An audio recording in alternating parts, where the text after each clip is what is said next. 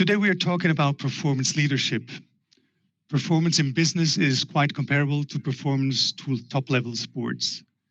Vegard, you have been following the outstanding success of Norwegian Olympians and athletes for a long time. How did Norway manage to become a leading sports nation with a small population of around 5.5 million citizens?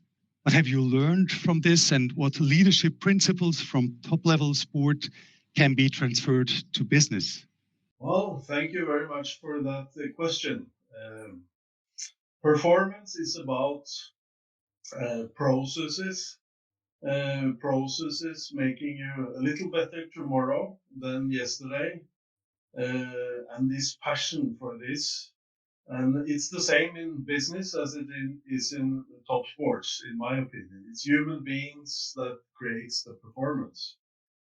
Norway was a very bad sport nation, actually, for a period in the 80s. And Norway decided to focus on the processes that creates top performances through Olympiatoppen. And it was a very focused leadership programs with the athletes, coaching, and collaboration. And I think this is also crucial in business and in sport, that you have this transfer of knowledge, transfer of inspiration between different parts of the organizations, such as in sport as well. And in 1994, we had the Winter Olympics in our home ground in Lillehammer, and since then we have been a top nation. So it took us 10 years to get up there, and then we have actually even performed even better year by year in sports. I've been personally involved in this. Now I'm involved in a program for coaches preparing for 2024 in Paris. And so it's very systematic work.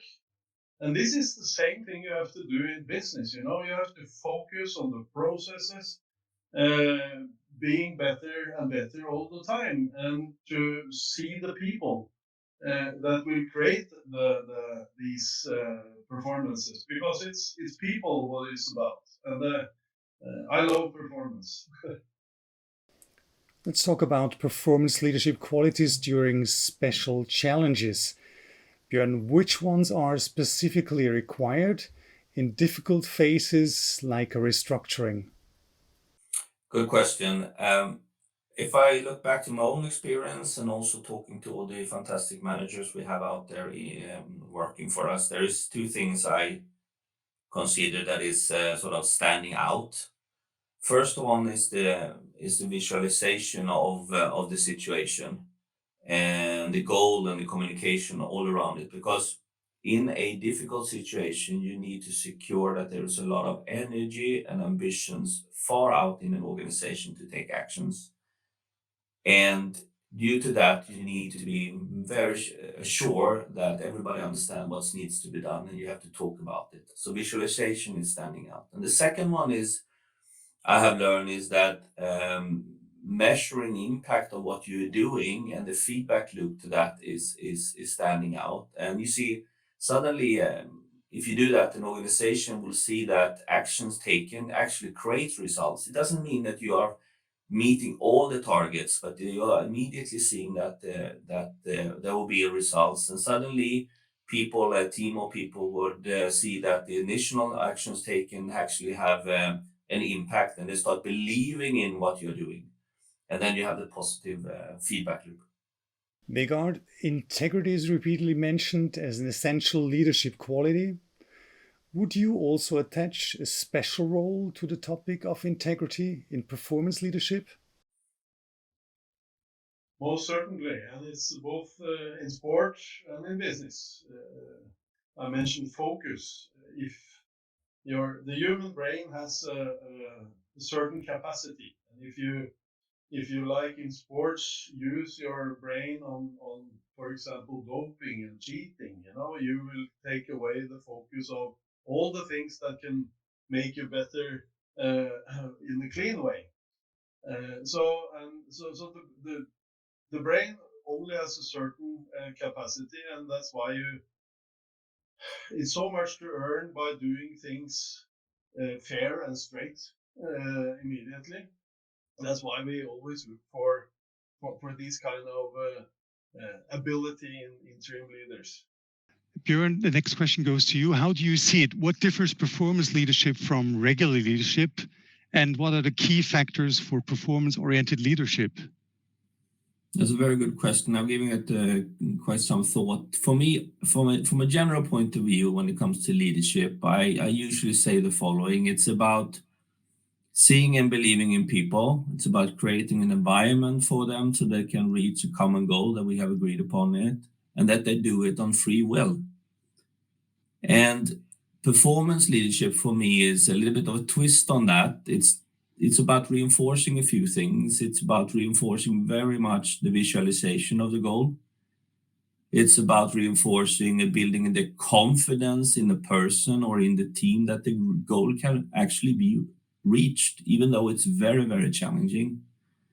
And that you as a leader, you create all the prerequisites and they are in place to secure that the person or a team can reach the goal, and that you jointly sort of measure the progress. So you are, like Vegard saying, you're a little better the day after than the day before, and that you measure this to the extent it's possible, and that you take these corrective actions together in a very fruitful dialogue of what is not working or what is working. And finally, the following question for both of you. What criteria does Globalise use to select executives and interim managers for both positions where performance leadership is asked?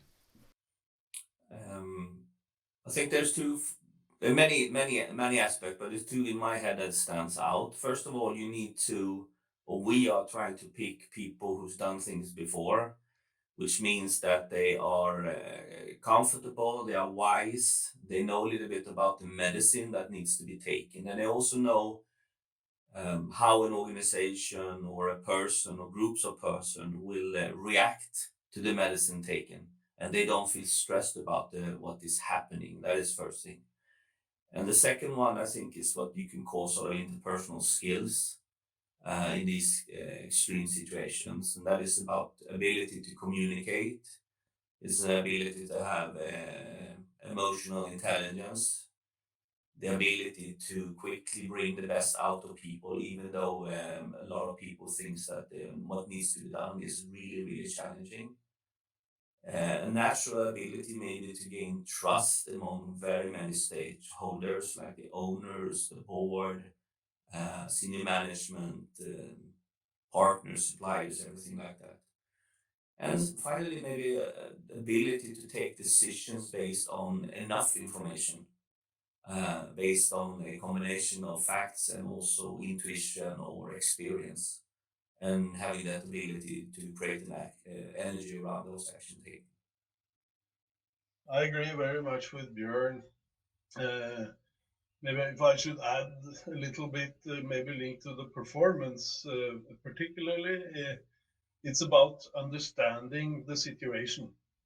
It's about understanding the customer, understanding the employees, to be able to focus on the processes, to really link with the people that are going to perform.